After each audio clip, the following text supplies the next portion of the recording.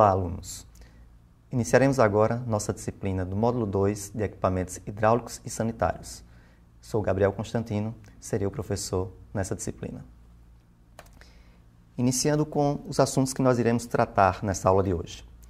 Falaremos sobre dimensionamento de reservatórios, projeto do esgoto sanitário, o funcionamento da rede de esgoto sanitário, o uso racional de água e finalizaremos com a manutenção e a conservação das instalações hidráulicas e sanitárias.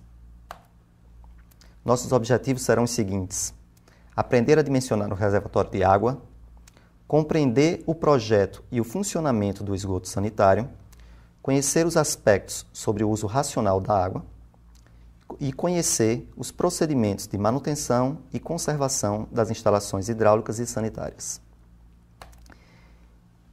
Para tratar inicialmente do dimensionamento de reservatórios, vamos lembrar qual o percurso que a água faz nesse edifício. A água entra pela rede pública de fornecimento, vem pelo ramal predial, passa pelo hidrômetro, onde acontece a medição do nosso consumo. Em seguida, vem pelo alimentador predial até o reservatório inferior.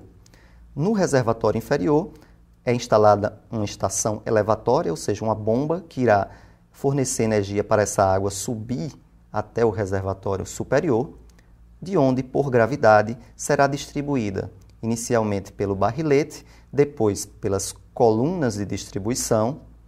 Em seguida, ela vem ramificada para o ramal e depois para os subramais, onde são instaladas as peças de utilização, a torneira, o chuveiro. O foco do nosso estudo agora vai ser dimensionar o reservatório superior e o reservatório inferior. Temos agora um roteiro de dimensionamento do nosso reservatório. Primeiro passo, determinar a população. Quantas pessoas vivem nessa residência ou quantas pessoas passam o dia na escola, passam o dia em determinado escritório? Após determinar a população, de acordo com o uso da edificação, a gente vai consultar em uma tabela para ver qual o consumo. Se é numa residência, você tem um consumo por pessoa. Se é em uma escola de regime de internato, você tem um consumo por pessoa. Então, de acordo com o uso da edificação, você consultará uma tabela e saberá qual o consumo de água por dia de cada pessoa. Após essas duas informações, você vai calcular o consumo diário daquela edificação. É necessário também calcular a reserva de incêndio para residências multifamiliares, edifícios em que moram mais de uma família, ou para estabelecimentos de uso comercial. Próximos passos para o nosso roteiro de dimensionamento serão determinar para quantos dias extras será a reserva, ou seja, para quantos dias nós armazenaremos água no nosso reservatório para que, na situação em que a concessionária deixe de fornecer água, a gente não tenha falta de água dentro do nosso estabelecimento. Então, quantos dias de reserva nós teremos de água no nosso reservatório? Em seguida, calculamos, enfim, o volume dos nossos reservatórios. Após isto, nós colocamos uma parte da nossa água, da nossa reserva, no reservatório superior e uma parte no reservatório inferior. Essa proporção é 60% no reservatório inferior e 40% no reservatório superior. Aliviando assim, colocando mais carga na parte de baixo, no reservatório inferior, aliviando a carga da estrutura da nossa edificação. Por fim, calculamos a dimensão dos nossos reservatórios. Qual o tamanho que terá esse reservatório? Vamos agora utilizar este exemplo que nós vimos no módulo 1. Nós temos uma escola em regime de externato, onde frequentam 400 pessoas, ou seja, nós temos o tipo de edificação onde frequentam 400 pessoas, nós temos a população. Utilizando a nossa equação já conhecida, o consumo diário é igual a população vezes o consumo per capita. Consumo per capita, 50 litros, que a gente consultou aqui na tabela, que é uma escola de regime de externato. A população dada, que foi 400 pessoas por dia, calculamos o consumo de 20 mil litros diário. A partir daí, com essa informação que nós temos um consumo diário de 20 mil litros, vamos calcular a reserva. Então, a reserva será o consumo diário vezes os dias que eu quero reservar. Utilizaremos 2 dias de reserva. A norma sugere que você coloque uma reserva maior do que 1 e menor do que 3 dias de reserva. Consideraremos, nesse exemplo, 2 dias. Então, nós chegamos ao número de 40 mil litros, será a nossa reserva. Após o cálculo da reserva, nós iremos distribuir no reservatório inferior e no reservatório superior. No reservatório inferior, a maior quantidade, 60% da reserva. 60% de 40 mil, 24 mil litros, que dá 24 metros cúbicos. No reservatório superior, o restante, 40% da reserva. 40% de 40 mil, 16 mil litros, ou seja, 16 metros cúbicos. Dessa forma, nós calculamos quanto nós devemos colocar no reservatório inferior e no reservatório superior. Vamos agora tratar do projeto do esgoto sanitário. Aqui nós temos aqui uma planta baixa mostrando o esquema de um banheiro. Aqui nós temos aqui o box, né, o chuveiro, o lavatório, a pia de lavatório, um bidê e um vaso sanitário. Entracejado aqui, nós temos a tubulação de esgoto secundário, que ela reúne, nessa tubulação aqui, ela conduz a água que vem do lavatório, a água que vem do bidê e a água que vem do ralo do chuveiro para uma caixa sifonada. Essas contribuições se unem e saem em uma tubulação que se encontra com a tubulação que vem do vaso sanitário. Essa tubulação, a partir daí, vai ser removida para a parte de fora da edificação, para uma caixa sifonada. Entracejado aqui, nós temos um ramal de ventilação, que tem a finalidade de ventilar o esgoto para evitar que tenham gases que retornem para dentro do nosso banheiro. A figura ao lado mostra um banheiro, sendo que em um outro esquema. Aqui a gente tem os ramais de descarga e os ramais de esgoto.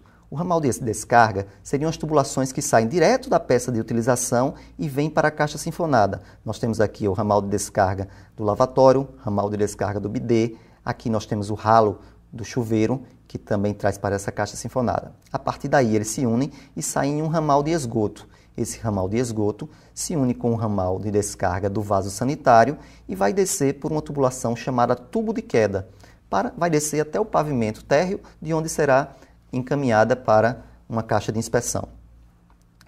Aqui ligado ao ramal de esgoto, a gente tem uma tubulação de ventilação, iniciando um ramal de ventilação e aqui uma coluna de ventilação, que vai conduzir esses gases para a parte superior da casa, para serem liberados para a atmosfera. Ainda tratando do projeto de esgoto sanitário, nós temos aqui a configuração de um outro banheiro. Aqui nós temos o ralo do chuveiro, nós temos aqui o vaso sanitário e nós temos o torneiro de lavatório. A gente aqui tem uma caixa sinfonada que vai unir a água que vem do ralo do chuveiro com o do lavatório, vem para essa caixa sinfonada. Nessa caixa sinfonada também nós temos um ralo aqui que serve para a água, quando você vai lavar esse banheiro, também seja recolhida por esse ralo e ela é conduzida por essa tubulação para uma caixa de inspeção. Do vaso sanitário também sai uma tubulação de uma maior dimensão e também vai para a caixa de inspeção. Unindo essas duas tubulações, a gente tem uma tubulação aqui que vai ser a tubulação de ventilação, que vai subir aqui pela parede até a parte de cima da casa. Uma outra forma de representar isso em projeto é assim. A gente tem aqui, ó, tubulação de 100 milímetros que sai do vaso sanitário até a caixa de inspeção. Nós temos uma tubulação que sai da caixa sifonada de 50 milímetros até a caixa de inspeção e da caixa de inspeção ela vai ser conduzida para fora da residência. E aqui nós temos também, ó, indicando que aqui na parede sobre uma coluna de ventilação, que foi essa mesma coluna de ventilação que nós vimos no desenho anterior. Quanto ao funcionamento da rede de esgoto sanitário? Bem, nós temos três opções. Na primeira opção, o bairro é dotado de rede pública de distribuição de água e de coleta de esgotos, ou seja, o fornecimento da água vem da concessionária, a água vai para um reservatório e é distribuída para o consumo da residência.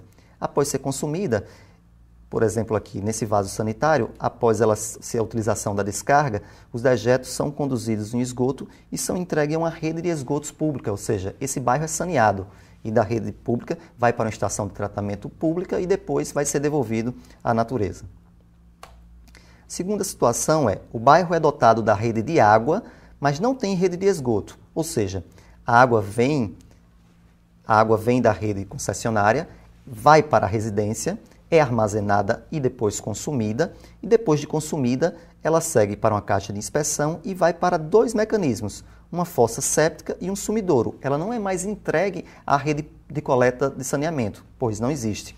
Então ela vai para a fossa séptica e para o sumidouro. A fossa séptica, basicamente, ela trabalha sedimentando. O sólido fica na parte de baixo da fossa e o líquido vai passando para o sumidouro. Esse sumidouro, ele é perfurado nas laterais e ele vai infiltrando lentamente essa água no solo. E a terceira situação, o bairro não tem rede de água e não tem rede de esgoto. Ou seja, o proprietário vai fazer um poço artesiano, vai instalar uma bomba, vai captar a sua própria água de consumo, vai armazenar num reservatório e, por gravidade, ele vai ser distribuído para os pontos de consumo da água. Após o consumo, o esgoto virá para uma caixa de inspeção e será conduzido para a fossa e sumidouro. Dessa forma, tanto a captação de água quanto o esgoto é de responsabilidade do proprietário. Tratando agora do uso racional de água. Existem vários equipamentos que são responsáveis por um consumo exagerado de água na residência ou numa edificação. Um desses equipamentos seriam as válvulas de descargas, utilizadas para dar descargas nas bacias sanitárias. Antigamente, essas válvulas de descargas, enquanto estivéssemos pressionando-as, a água descia.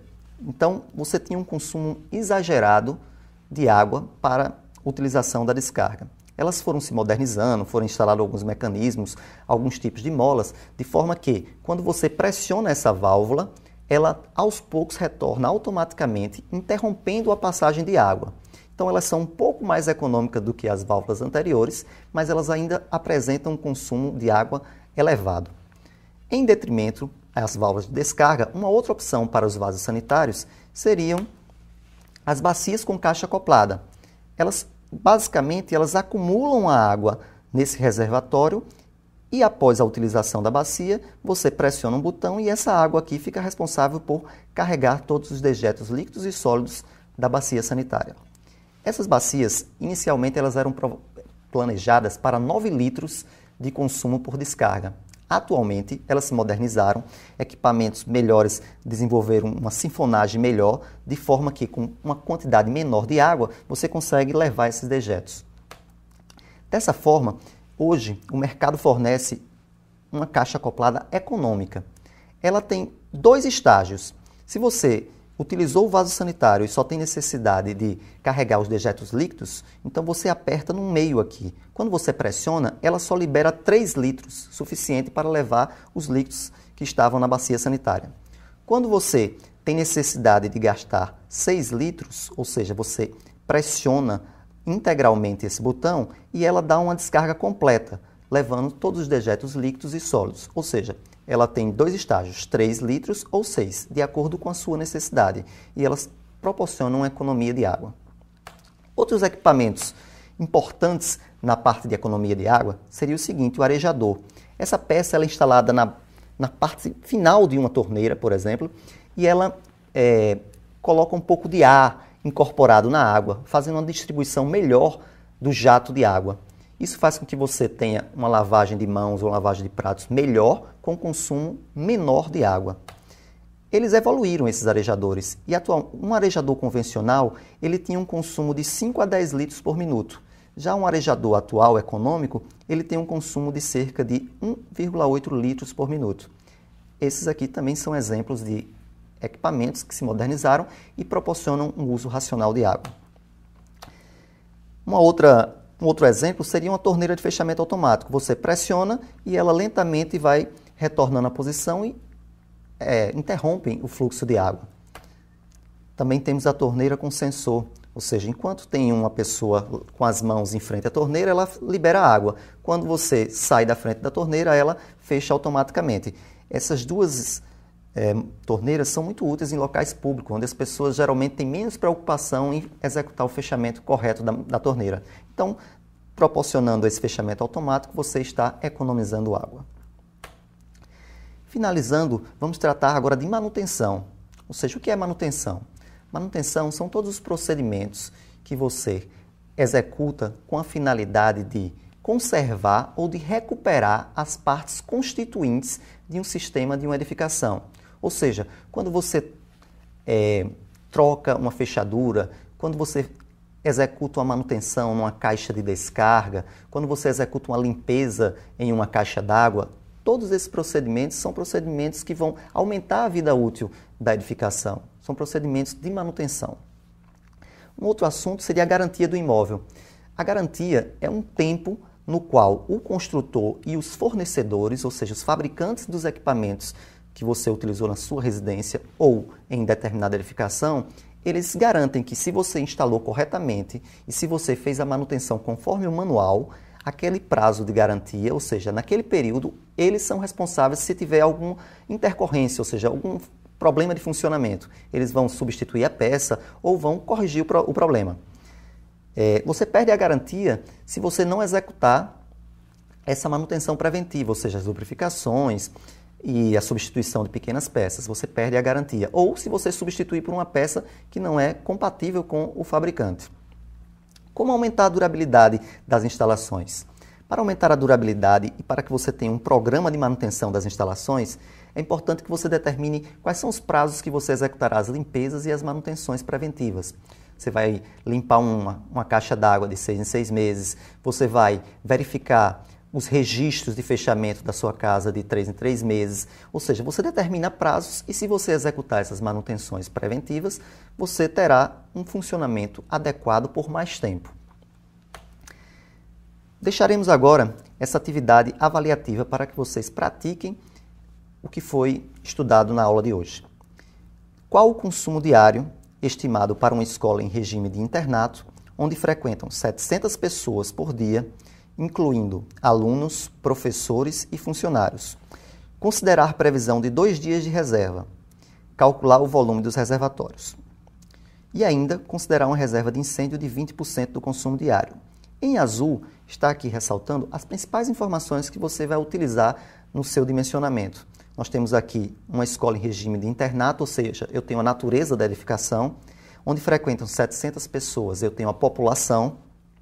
Eu falo em 2 dias de reserva, ou seja, vai ajudar você a calcular qual o tamanho do seu reservatório e dou informação adicional que você pode dimensionar uma reserva de incêndio, ou seja, você vai dimensionar essa reserva de incêndio em 20% do seu consumo diário e preferencialmente vai colocar essa reserva de incêndio no reservatório superior, porque no caso de algum problema, ela por gravidade mesmo vai ser responsável para lhe ajudar a combater o incêndio.